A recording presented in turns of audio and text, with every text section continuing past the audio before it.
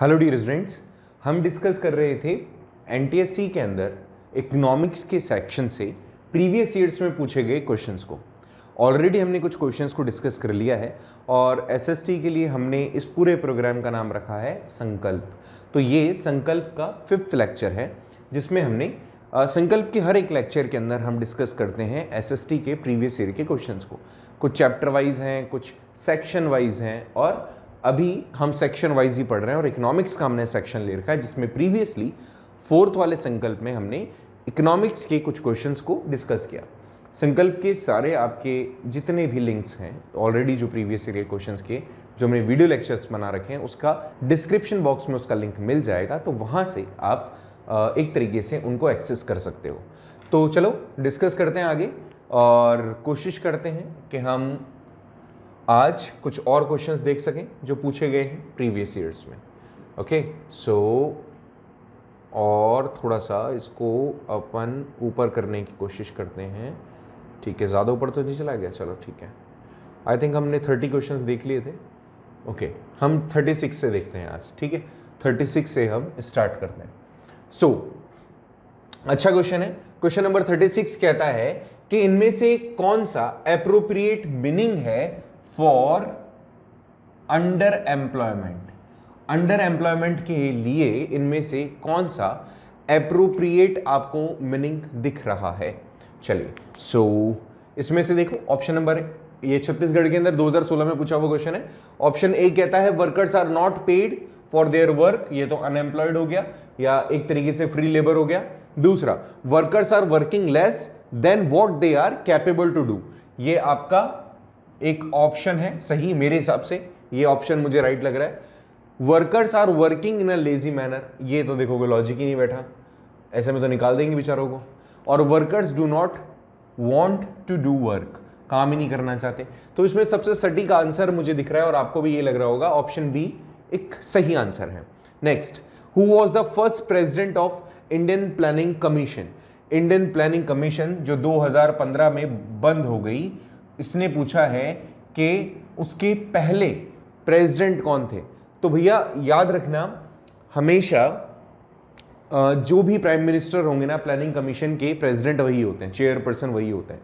तो उस टाइम पर शायद 1951 तो Jawaharlal Nehru was the chairperson of planning commission या प्रेसिडेंट ऑफ प्लानिंग कमीशन। ठीक है, याद रहेगा। चलिए आगे देखें, नेक्स्ट क्वेश्चन पे बात करते हैं। नेक्स्ट क्वेश्चन कहता है कि what is increased, okay, what is increased due to the gap between the demand and supply. Demand और सप्लाई के बीच में गैप रहने से क्या चीज बढ़ जाती है। अनएम्प्लॉयमेंट बढ़ जाता है, प्राइस ऑफ गुड्स बढ़ जाते हैं, मोबिलिटी ऑफ लेबर बढ़ जाता है या पॉवर्टी बढ़ जाती है। छत्तीसगढ़ में पूछा हुआ क्वेश्चन है। इसका जवाब मेरे हिसाब से आप दे सकते हैं, बट फिर भी चलो अगर नहीं पता है तो एक एग्जाम्पल देता हूं। इमेजिन कीजिए कि डिमांड है 100 की, कोई भी गुड्स है जो 100 यूनिट आपको चाहिए। ठीक है, 100 यूनिट चाहिए और आपको मिल रहा है केवल 10 यूनिट। कितना यूनिट मिल रहा है? 10 यूनिट। अब हमारी सोसाइटी में अलग अलग टाइप के लोग हैं, तो ऑब्वियसली 10 ही यूनिट आपको मिलेगी। डिमांड कितने की है? 100 की है। तो डिमांड और सप्लाई के बीच में जब गैप आ जाता है तो क्या होगा? अब क्या अनएम्प्लॉयमेंट बढ़ेगा? इसका कोई लिंक नहीं है, तो प्रोडक्शन एक्टिविटी है। प्राइस ऑफ गुड्स, इस पे बात करते हैं अभी। मोबिलिटी ऑफ लेबर, लेबर का भी इसमें कोई लिंक नहीं है। पॉवर्टी का भी इसमें कोई लिंक नहीं है। तो एक सीधा सा लिंक मुझे दिख रहा है कि जो 10 लोग कैपेबल होंगे वो हर कीमत पे इसको खरीदना चाहेंगे। मतलब 100 यूनिट की डिमांड थी, मतलब 100 लोग खरीदना चाह रहे होंगे, तो अब ये 100 लोग किसी भी कीमत पे इस चीज को खरीदना चाहेंगे और इस तरीके से आर्टिफिशियल प्राइस हाइक कर दी जाती है। एंड ऐसे में इसका सही आंसर होगा बी, कि जब भी डिमांड एंड सप्लाई के बीच में गैप बढ़ेगा तो गुड्स की कीमत बढ़ जाएगी, इन्फ्लेशन बढ़ जाएगा। ऐसा ही होता है ब्लैक मार्केटिंग में। इसने पूछा है कि इनमें से कौन से साल में, ये भी छत्तीसगढ़ में, चंडीगढ़ में पूछा हुआ क्वेश्चन था, वो छत्तीसगढ़ का क्वेश्चन था। ये बोल रहे हैं कि national rural employment guarantee act, ठीक है, ये कब पास हुआ। तो नरेगा, अब इसका नाम मनरेगा है। Mahatma Gandhi national rural employment guarantee act कब पास हुआ? ये हुआ था बेटा 2005 में। ठीक है, तो याद रखें आप इसको। 2005 के अंदर चंडीगढ़, 2016 में पूछा हुआ क्वेश्चन, 2005 के अंदर national rural employment guarantee act, आगे चल के इसको मनरेगा कहा, महात्मा गांधी और इसके साथ जोड़ दिया गया, और ये सही आंसर हो गया हमारा 39th का। नेक्स्ट क्वेश्चन पे बात करें, क्वेश्चन नंबर 40 कहता है कि the best index to measure economical development. कोई भी इकोनॉमिकल डेवलपमेंट को अगर आपको स्टडी करना है तो इनमें से सबसे सटीक इंडेक्स क्या होगा, मतलब सबसे सटीक मेजरमेंट क्या होगा, सबसे सटीक तरीका क्या होगा। तो ऑप्शन में देता है ये, स्टेट की इनकम पता कर लो, दूसरा पर कैपिटा इनकम पता कर लो, पॉलिटिकल स्टेबिलिटी पता कर, या none of these. Okay, Bihar में पूछा हुआ क्वेश्चन था। अब देखो यहां पर इसने कहा है इनमें से सबसे सटीक इकोनॉमिकल डेवलपमेंट की बात करनी है, तो देखो पॉलिटिकल स्टेबिलिटी डायरेक्टली कनेक्टेड नहीं होती, इनडायरेक्ट मैनर में अफेक्ट करती है। स्टेट की इनकम डिफर करेगी अलग अलग जगह पर। आज थोड़ा सा गला खराब है तो थोड़ा सा मैनेज कर लीजिएगा प्लीज। यहां पर इसने कहा स्टेट की इनकम तो देखो बेटा कहीं ना कहीं अफेक्ट करेगी, कुछ स्टेट ज्यादा प्रॉस्परस होंगे, कुछ लेस प्रॉस्परस होंगे। तो आप डेवलपमेंट कैसे पता कर पाओगे, तो ये तो सटीक एग्जांपल नहीं हुआ, ये इनडायरेक्ट हो गया, नन ऑफ दीज नहीं। और हम हमेशा से जानते हैं कि डेवलपमेंट को पता करने के लिए पर कैपिटा इनकम सबसे ज्यादा सूटेबल तरीका है, ठीक है, ये याद रखें, सबसे ज्यादा सूटेबल है पर कैपिटा इनकम के हिसाब से। नेक्स्ट क्वेश्चन कहता है 41, तो यहां पे राइट ऑप्शन तो बेटा आप भी कर लेना। 41 के अंदर है कि which of the following is not considered as the social indicator of poverty. Social indicator इनमें से किसको कंसीडर नहीं किया जाएगा। Okay, less number of means of transport, illiteracy, lack of access to the health care और lack of job opportunity. Poverty से क्या connected है पहले तो ये पता करो तुम। बिहार 2016 में पूछा हुआ क्वेश्चन है। पॉवर्टी इलिटरेसी के कारण होगी, correct. Less health care facilities के कारण होगी, करेक्ट। और जॉब ना मिलने के कारण होगी, करेक्ट। तो इसमें कहा कि कंसीडर नहीं करेंगे। अब ट्रांसपोर्टेशन के लिए कोई सा भी आप मोड यूज करते हो, इसका क्या मतलब है, तो यहां पर ये ऑप्शन हमारे लिए कैसा हो जाएगा, ए ऑप्शन हमारे लिए सही हो जाएगा। 42 क्वेश्चन की बात करें तो इसने बोला है कि which of the following neighbouring country has the better performance in term of life एक्सपेक्टेंसीज।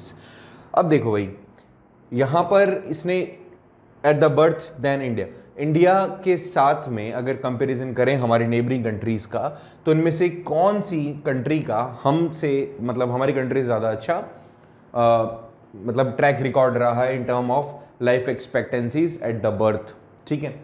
तो अगर मैं इसको सिंपल फॉर्म में कहूं, और कई बार बोला गया है HDI के लिए, ह्यूमन डेवलपमेंट इंडेक्स की बात कर लो जिसमें सारी चीजें आ जाती है, तो पाकिस्तान तो सरासर नहीं होगा, और श्रीलंका हमेशा से रहा है। अगर मैं 2021 की बात करूं तो इसका जो रैंक है वो रैंक अप्रोक्सीमेटली 72 है, 2020 के अंदर 71 है और इंडिया का 131 है।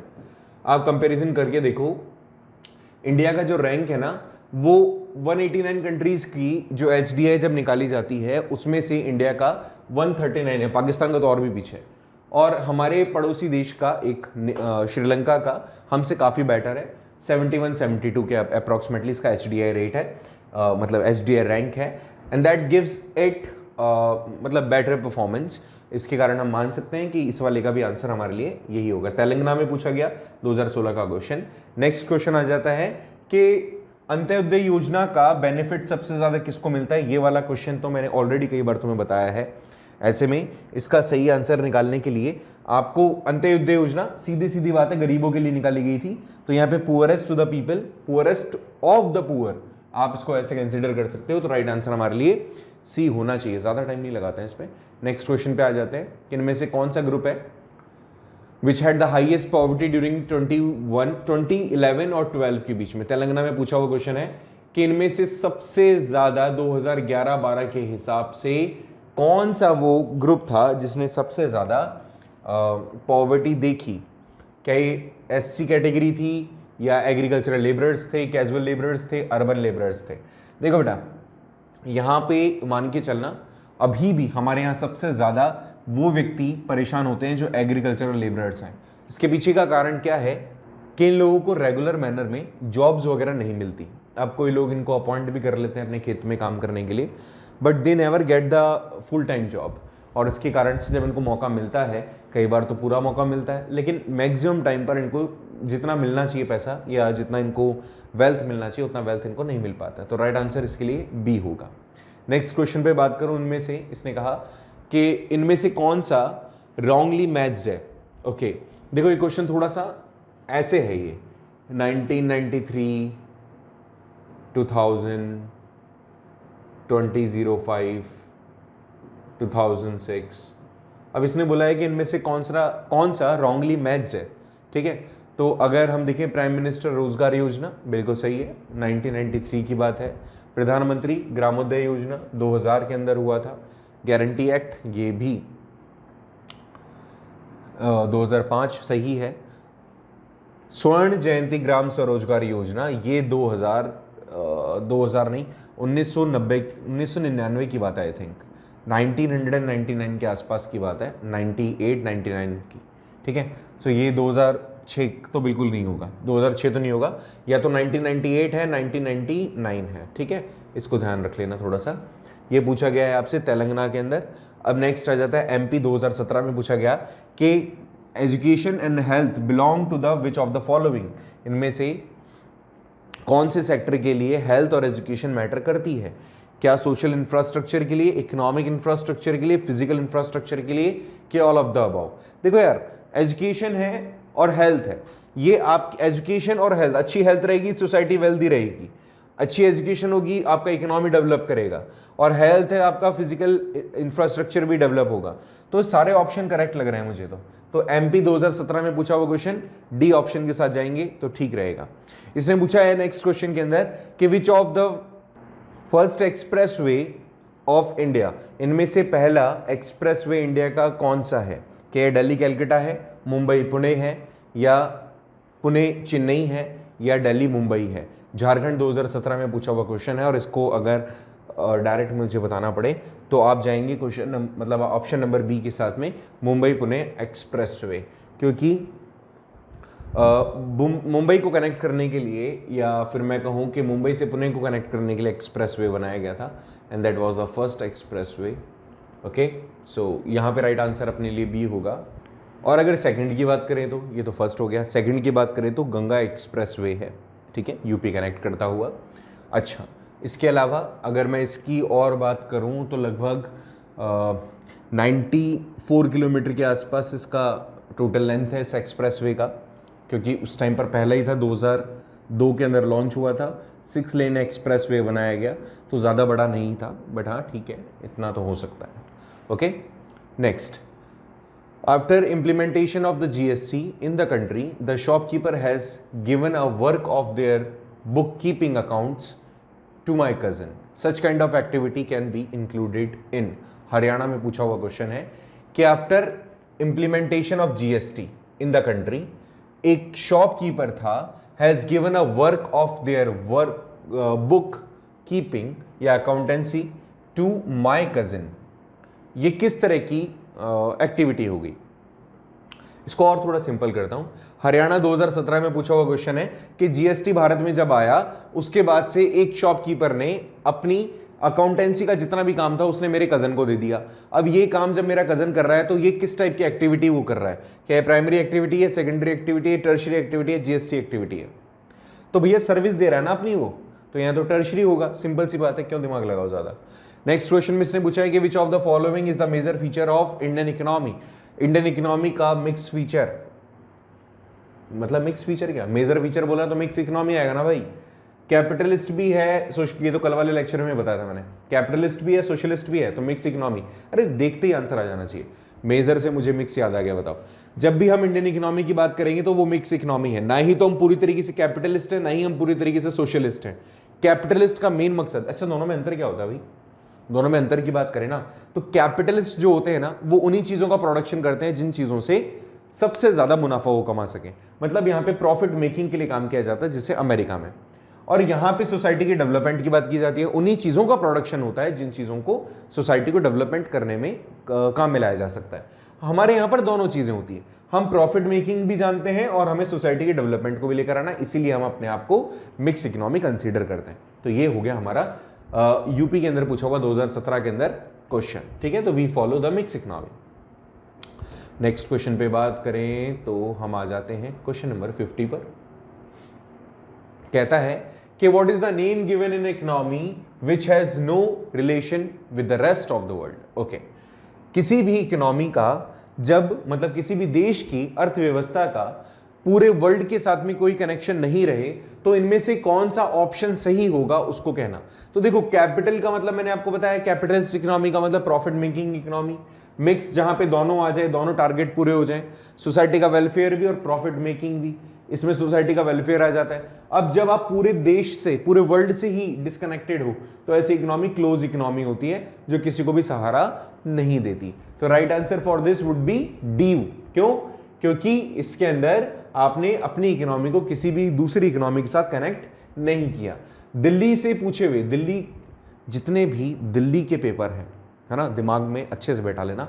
एनटीएससी के अंदर जब अगर आप पेपर देने जा रहे हैं तो दिल्ली के अंदर पूछे हुए जितने भी प्रीवियस ईयर के क्वेश्चंस हैं जरूर सॉल्व करके जाएं, ठीक है। स्पेशली स्टेट बोर्ड में तो दिल्ली वाले कॉपी होते ही होते हैं, ठीक है।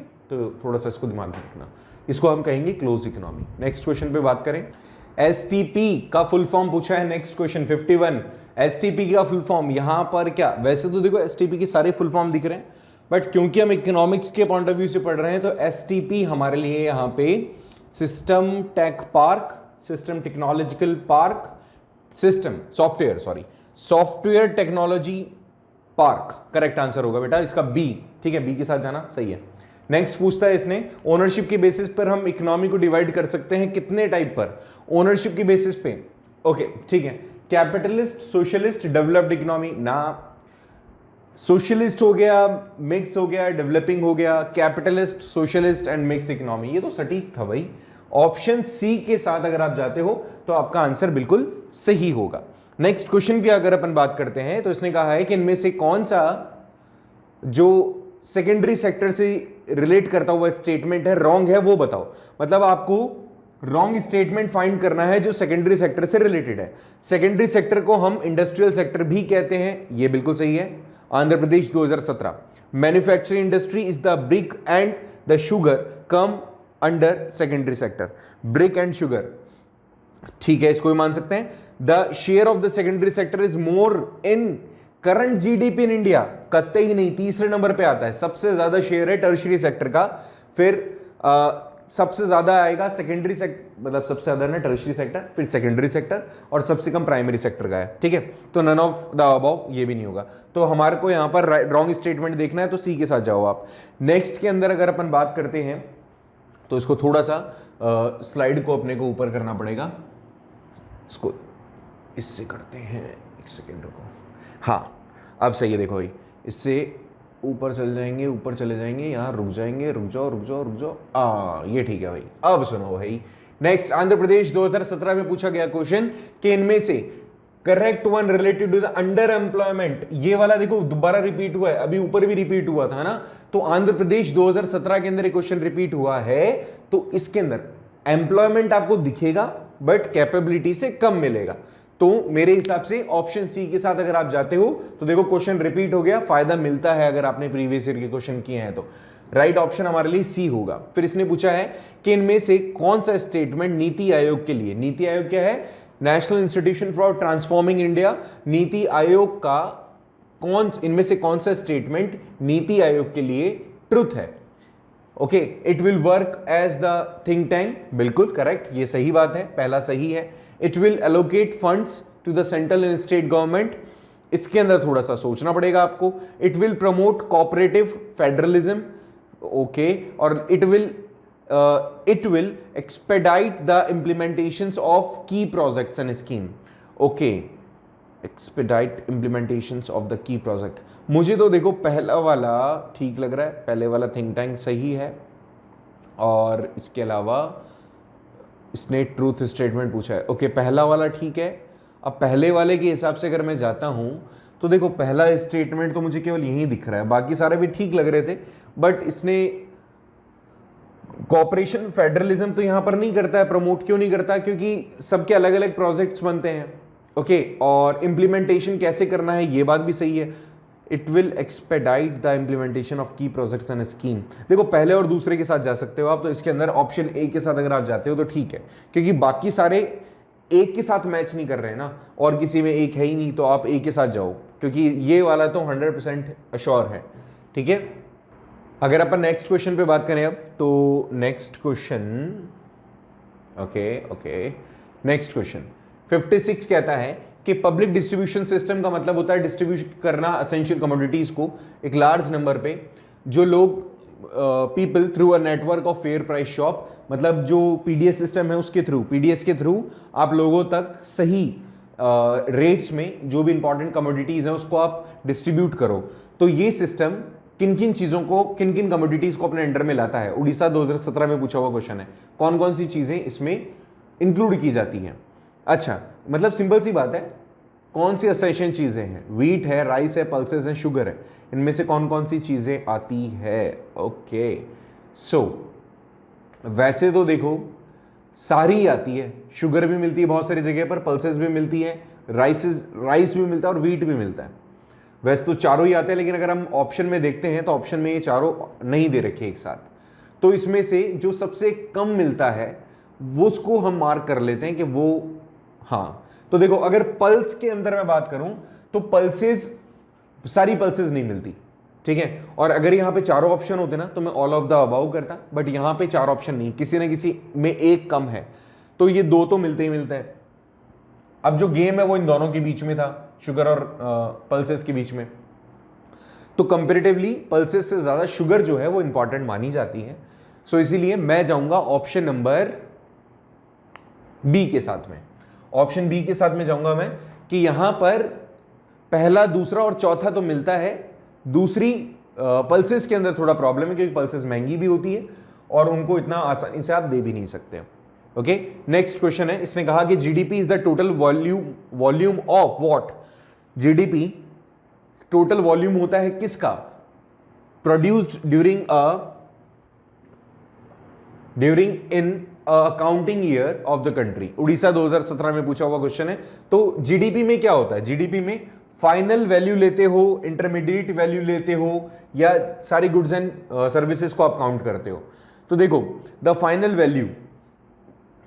वैल्यू काउंट करेंगे आप जीडीपी में। जब आप जीडीपी का डेफिनेशन पढ़ते हैं तब भी आप यही कहते हैं ना कि किसी देश की बाउंड्री के अंदर, किसी देश की बॉर्डर लाइन के अंदर एक साल के अंदर जितने भी रुपीस का final goods and services produce हुई है, तो फाइनल टर्म उसमें यूज करते हैं हम। तो इसके लिए भी सही ऑप्शन जो आपको जाना है, सही सटीक ऑप्शन जो अगर आपको चूज करना है तो बी ही है बेटा। तो बी के साथ आप जाएंगे और यहां पे जो एरर है उसको आप इग्नोर कर देंगे, ठीक है। नेक्स्ट क्वेश्चन पे बात करते हैं कि which of the following is not a true with the respect of the प्रधानमंत्री जन धन योजना। प्रधानमंत्री जन धन योजना, ठीक है, उसके साथ इनमें से क्या चीज सही नहीं है? ठीक है, ओके। तो which of the following is not true with respect to Pradhanmantri Jan धन योजना?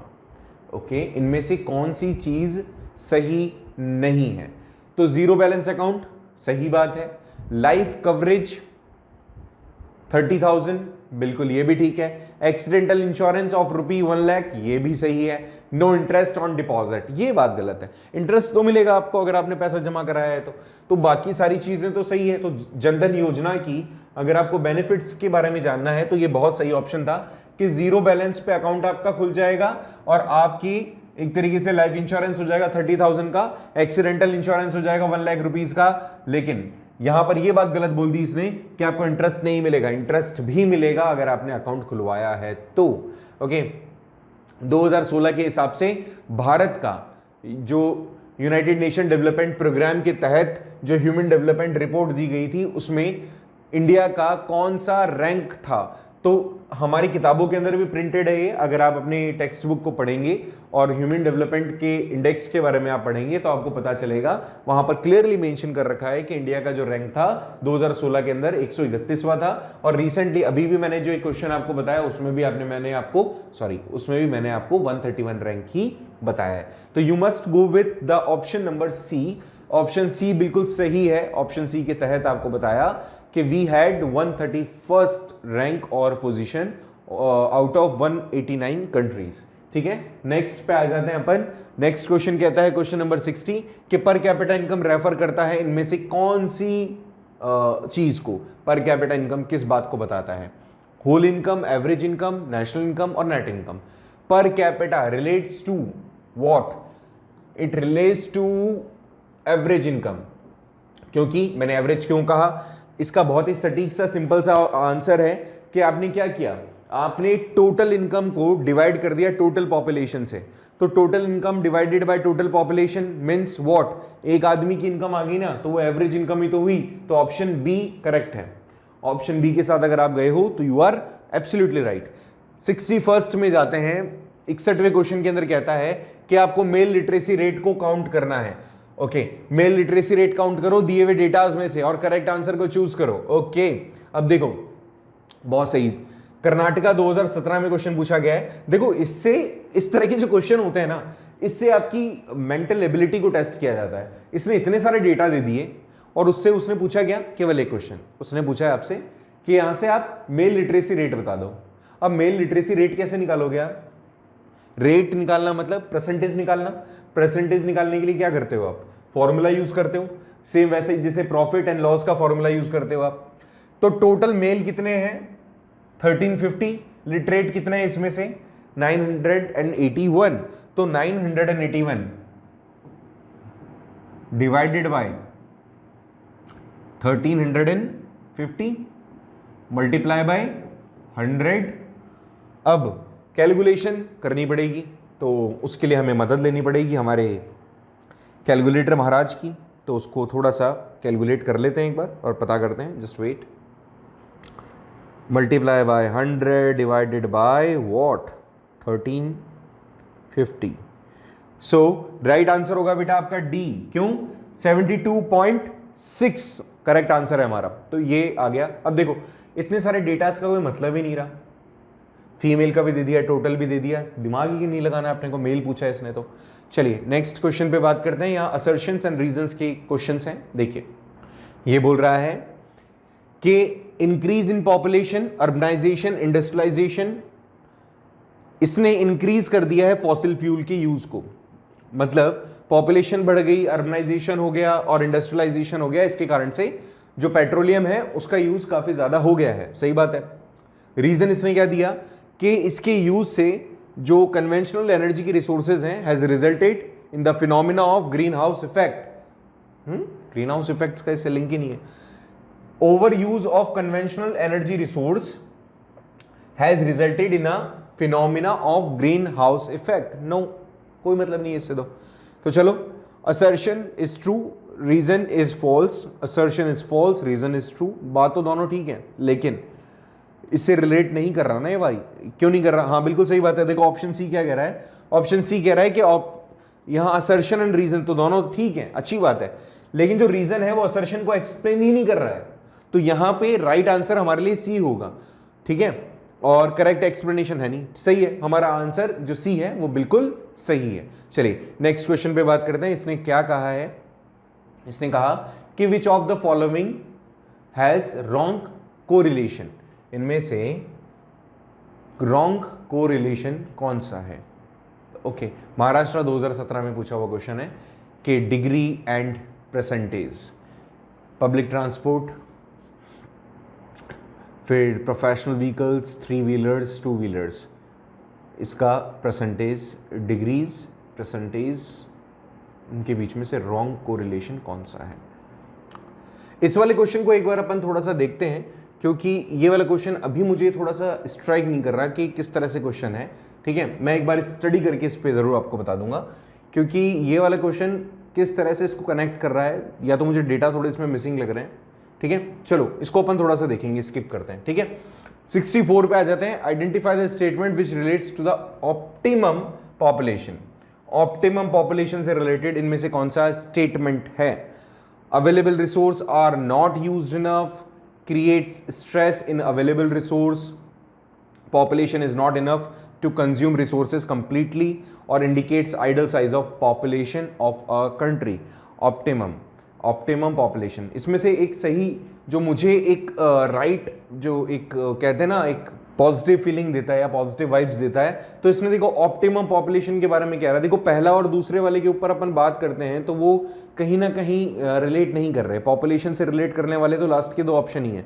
तो इसमें या तो आप सी के साथ जाते या डी के साथ जाते, और सी के साथ आप जाओगे तो सी के साथ तो रिलेट नहीं करेगा। क्यों नहीं करेगा? क्योंकि population is not enough to consume the resources completely. या कंप्लीटली क्यों यूज करेंगे भाई? इसमें डी ऑप्शन सटीक लग रहा है मुझे कि एक आइडियल साइज है पॉपुलेशन का, ना ज्यादा है ना कम है, ठीक है, और इसका ग्रोथ रेट है वो भी ठीक है। तो इसलिए हम यहां पे जा सकते हैं ऑप्शन नंबर डी के साथ में, ठीक है। नेक्स्ट 65 नंबर के क्वेश्चन पे आ जाएं अपन। तो 65 नंबर का क्वेश्चन क्या कहता है? कहता है कि इनमें से कौन सा स्टेट है जिसके यहाँ पे इन्फेंट मोर्टेलिटी रेट सबसे ज्यादा कम है, मतलब एक साल कंप्लीट करने से पहले जो बच्चों की डेथ हो जाती है, इनमें से कौन सा वो स्टेट है जहां पे ऐसा आपको देखने को मिलता है सबसे ज्यादा कम? तो क्या ये बिहार है, केरला है, यूपी है, पंजाब है, कौन सा है? तो बिहार तो उसका आंसर बिल्कुल नहीं होगा, ठीक है, क्योंकि वहां पर ज्यादा है, एंड यूपी पंजाब में कंपेरेटिवली थोड़ा सा ज्यादा है। केरला सबसे आइडल है, तो केरला राइट आंसर होगा बेटा इसके लिए। अपने ए ऑप्शन के साथ आप जाते हैं अगर, तो that is good. Okay, development means economical growth with what? इनमें से कौन सा ऑप्शन सही होगा कि अगर आप डेवलपमेंट की बात करें तो इकोनॉमिकल ग्रोथ कैसा होना चाहिए? प्राइस के अंदर स्टेबिलिटी आनी चाहिए, सोशल चेंजेस होने चाहिए, इन्फ्लेशन होना चाहिए या डिफ्लेशन होना चाहिए? प्राइस में स्टेबिलिटी, तभी तो ज्यादा हाइक ना हो जाए तब भी फ्लक्चुएशन आएगा, कम ना हो जाए तब भी फ्लक्चुएशन आएगा। सो प्राइस में अगर स्टेबिलिटी आपको देखने को मिलती है तो यहां पर अपन बोल सकते हैं कि ग्रोथ हुई है ना। तो development with economical growth with देखो सुनो दोबारा से, इसने क्या कहा? इसने कहा डेवलपमेंट मीन्स, डेवलपमेंट का मतलब होता है इकोनॉमिकल ग्रोथ। हम केवल इकोनॉमिकल ग्रोथ को पढ़ रहे हैं, लेकिन इसने बोला किसके साथ? इकोनॉमिकल ग्रोथ किसके साथ होनी चाहिए? प्राइस की स्टेबिलिटी की बात नहीं कर रहा है, ये विथ बोला है इसने। क्वेश्चन मैंने थोड़ा गलत पढ़ लिया।